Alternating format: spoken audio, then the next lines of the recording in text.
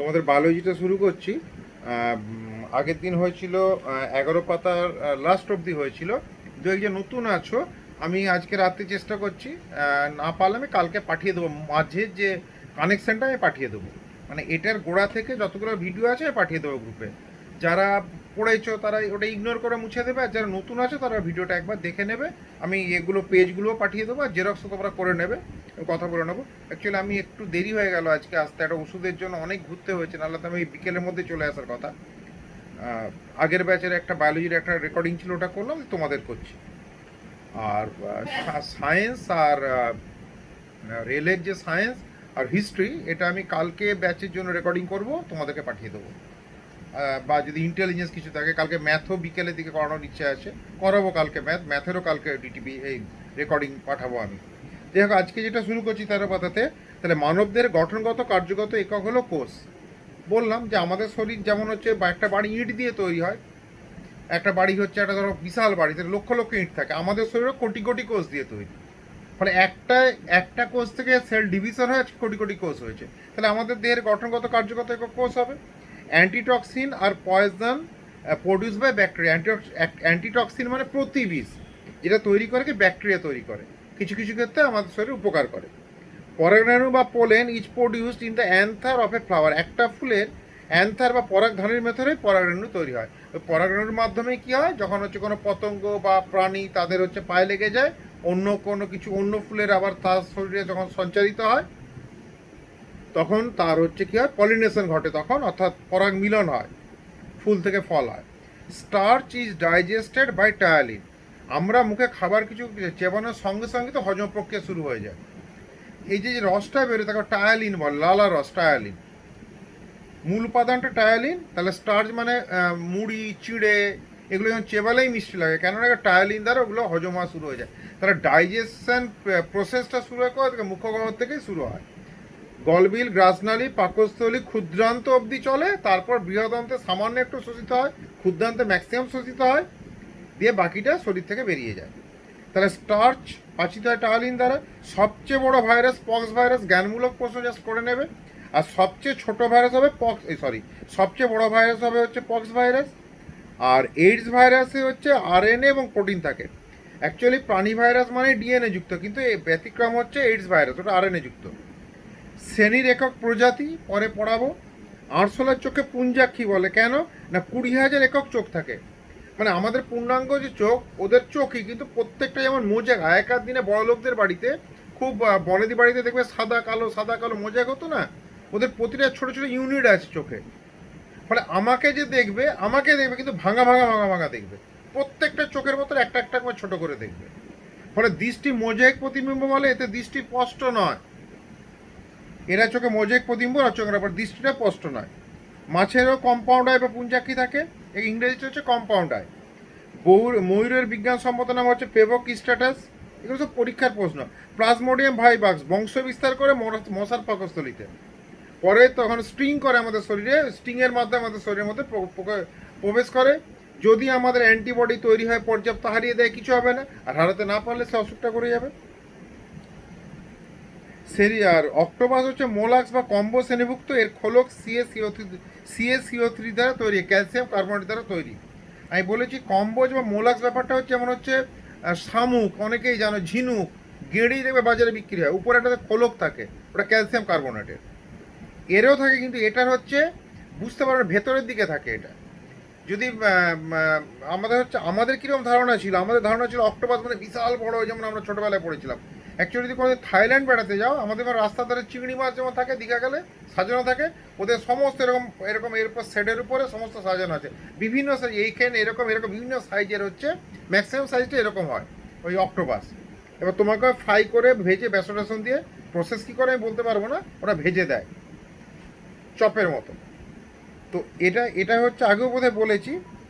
তো এই হচ্ছে তোমার তো এদের কয়েকটা বৈশিষ্ট্য আছে। সেটা হচ্ছে প্রথমত কম্বোজ বা মোলাক্স, আর দ্বিতীয়ত এরা হচ্ছে 8টা সুর থাকে। আর এদের কামড়াতে পারে না, এরা হচ্ছে শাক করে নেয়। যেমন হচ্ছে মাকড়সা শাক করে নেয়, এরাও শাক করে নেয়। অ্যামিবা আর ভলবক্স, এটা প্রোটোজোয়া শ্রেণীভুক্ত। প্রোটোজোয়া মানে আদ্য বানিয়ে বললাম। অ্যামিবায়াসিস যেটা হয় আমাশা। আচ্ছা, বনস্পতি ঘি অপেক্ষা তেলে রান্না করা শরীরের পক্ষে ভালো, কারণটা কি? দেখবে রাস্তার ধারে যে খাবারগুলো বিক্রি হয়, যে কাটলেট বা চপ, এখন তো একটু রিস্ক আছে খাওয়া করোনার জন্য, তো তেলে ভাজা হলে করোনা থাকে না। যাই হোক, সে তোমাদের ব্যাপার, আমি বলবো না খাওয়া ভালো কি খারাপ। তো দেখবে ওই তেলে দেখবে 20 বছরের তেলও ব্যবহার করা হয়, তেলটা দেখবে নীল হয়ে গেছে, হয়তো মোবিল হয়ে গেছে, কিন্তু আবার কিছু হবে না। খেয়ে দেবে একটা সিঙ্গাড়া, ফ্রেশ সিঙ্গাড়া ডালডা গিয়ে ভেজে দিয়েছে, খেয়েছে দেবে গলা জ্বালা জ্বালা করছে। ডালডা ঘিটাতে হচ্ছে সম্পৃক্ত ফ্যাট থাকে, স্যাচুরেটেড ফ্যাট থাকে। আর যত রিফাইন্ড তেল হবে তখন আনস্যাচুরেটেড ফ্যাট থাকে, ফলে তোমাদের অম্বলটা কম হয়। সেই জন্য বলেছে আর যদি এমনি তেলে খাও আরও ভালো, সর্ষের তেলে খেলে ভালো। আর সবচেয়ে ভালো হচ্ছে রিফাইন্ড অয়েল, যেটাকে আমরা কেউ বলে সাদা তেল, কেউ বলে রিফাইন্ড অয়েল, এরকম বলে আর কি। সানড্রপ আছে, সানফ্লাওয়ার আছে, বিভিন্ন টাইপের আছে। আচ্ছা, তারপর এটা আসছে, সেই জন্য হচ্ছে বনস্পতি ঘি অপেক্ষা তেলে রান্না করে খাও শরীরের পক্ষে ভালো। একটা হৃদস্পন্দন হতে সময় নেয় 0.8 সেকেন্ড, তার মধ্যে 0.4 সেকেন্ডও বিশ্রাম নিয়ে নেয়, হার্ট রেস্ট নিয়ে নেয় মাঝে মাঝে, কিডনি কখনোই রেস্ট নেয় না। হাম হওয়ার 4 দিন পরে গুটি বেরোয়। ভেলামেন হলো অনেকগুলো কোষ দিয়ে তৈরি এক প্রকার কলা, ভেলামেন। এরা কি করে? জলীয় বাষ্প শোষণ করে। যে সমস্ত উদ্ভিদ কোনো গাছের যে সমস্ত উদ্ভিদ কোনো গাছের গাছের উপর মানে কি বলতে পারি, পরজীবী, পরাশ্রয়ী উদ্ভিদ থাকে না, অর্কিড টাইপের, এদের ভেলামেন থাকে, এরা জলীয় বাষ্প নেয়। আচ্ছা, উদ্ভিদ কাণ্ডে যে ছোট ছোট ছিদ্র থাকে তাকে লেন্টিসেল বলে। এর দ্বারা হচ্ছে গ্যাসের আদান প্রদান হয়, ট্রান্সপিরেশনও হয়, জলীয় বাষ্পেরও আদান প্রদান হয়। কলমি শাক কিনে আনবে বাজার থেকে, দিয়ে পাতাগুলো সব ফেলে দেবে, ডাঁটিগুলোকে একটা পলিপ্যাকের মধ্যে রাখবে, কিছু পরে দেবে পুরো জলে ভরে গেছে, অর্থাৎ ওদিও হচ্ছে হয়, ট্রান্সপিরেশন হয়। উদ্ভিদ লেন্টিসেলের মাধ্যমে গ্যাসের আদান প্রদান করে। একটা প্রাপ্তবয়স্কদের দেহের 65%ই জল, 3 ভাগই জল থাকে। হাড়ে জল, সেলে জল, আমাদের যে চামড়া স্কিনে জল আছে, মানে তোমার যা ওজন হবে তার 65%ই জল। শিশুদের প্রোটিনযুক্ত খাদ্য যদি না দাও, 6 থেকে 16 প্রোটিনযুক্ত খাদ্য দিতেই হবে, এমনকি 18 বছর অবধি, তাহলে কোয়াশিয়কার রোগ হবে। আর সঠিক যদি ক্যালোরিযুক্ত খাবার না দাও, এখন বাচ্চারা যে কোনো তোমার হচ্ছে চাইল্ড স্পেশালিস্টের কাছে গেলে তারা দেখবে ডায়েট করে দেয়, এই একটু ডাল সেদ্ধ ভাত দিয়ে খাওয়ান, গাজর সেদ্ধ খাওয়ান, না পালে হচ্ছে কুমড়ো সেদ্ধ খাওয়ান, জ্যান্ত মাছ খাওয়ান, না পালে চ্যাংলাটা খাওয়ান, পয়সা থাকলে মাগুর খাওয়ান, এগুলো বলে। তো এগুলো বলে কারণ এগুলো ক্যালোরিযুক্ত খাবার খেতে হয়। যদি তুমি ঠিকঠাক না খাও, প্রচুর ভাত খেয়ে যাচ্ছ, প্রোটিন খাচ্ছ না, তখন কোয়াশিয়কার হবে। আর সঠিক ক্যালোরি যদি না পাচ্ছে তাহলে কী হবে? মারাজমা রোগ হবে, ফলিক অ্যাসিড B12-এর অভাবে মেগালোব্লাস্টিক অ্যানিমিয়া হয়। এতে কি হয়? আরবিসি তৈরি হয় কিন্তু ভেঙে যায়, ফলে গায়ের রংটা হলুদ টাইপের হয়ে যায়। ভিটামিন এর অভাবে জেরোপথ্যালমিয়া হয়, বিয়ের অভাবে জেরোপথ্যালমিয়া রোগ হয়।